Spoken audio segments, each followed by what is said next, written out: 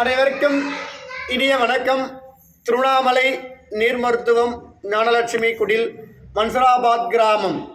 இந்த புத்தகத்திலே அருமையாக என்ன கருத்து நமக்கு பகிர்ந்து கொடுத்திருக்கிறார்கள் என்றால், யோக சக்தியின் மனிதன் பிறப்பில் உள்ள ஐந்தறிவு நிலையில் இருந்து 7ஆம் அறிவு வரை அவனை உயர்த்தி இந்த அண்டத்தில் இருந்து வெளியே உள்ள அண்டங்களையும் கவனிக்கக்கூடிய சக்தியை அளிக்கும் விஞ்ஞானத்திற்கும் அப்பாற்பட்ட 3வது சக்தியாக அமையும்.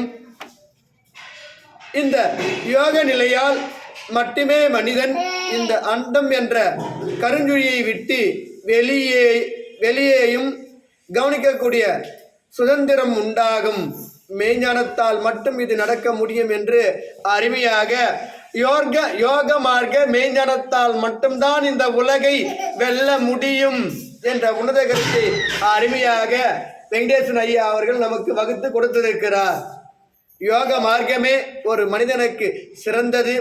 யோக மார்க்கத்தால் தான் இந்த உலகில் இருக்கின்ற அனைத்து அண்டங்களிலும் மனிதன் ஊடுருவி சென்று அருமையாக வாழ முடியும். மனிதனுக்கு ஓரறிவில் இருந்து அவன் 4ஆம் அறிவு வரை நிலம் தேவைப்படுகிறது.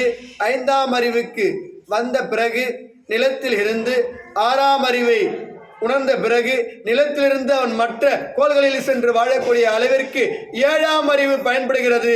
அந்த 7ஆம் அறிவு எவ்வாறு பயன்படுகிறது என்றால், யோக முறையில் அருமையாக அனைத்து கோள்களிலும் வாசம் புரியக்கூடிய அளவிற்கு மாபெரும் ஆற்றல் சக்தி இந்த பிரபஞ்சம் பரிணாம வளர்ச்சியின் அடிப்படையில் நமக்கு கொடுத்து கொண்டுதான் இருக்கிறது என்ற உன்னத கருத்தை தெரிவிக்கக்கூடிய அரிய ஓர் புத்தகம். இதுதான் வெங்கடேசன் ஐயா நமக்கு கொடுத்திருக்கிறார். அனைவரும் அறிந்து புரிந்து 7ஆம் அறிவோடு அனைத்து கோள்களிலும் சென்று நாம் அண்டம் முழுவதும் ஆட்சி செய்யக்கூடிய மனிதம் இன சக்தி. இந்த மாபெரும் சக்தி தான் இறை சக்தி.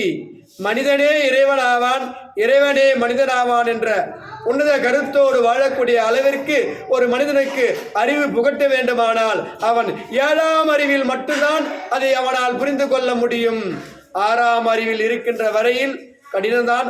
அவன் 6ஆம் அறிவை விட்டு 7ஆம் அறிவு நிலையை அவன் உயர வேண்டும். உயர்ந்த பிறகுதான் இது சாத்தியமாகும் என்பதை பரிபூர்ணமாக உணர முடியும் என்று கூறி அடியேன் விடைபெற்றுக் கொள்கின்றேன். நன்றி, வணக்கம்.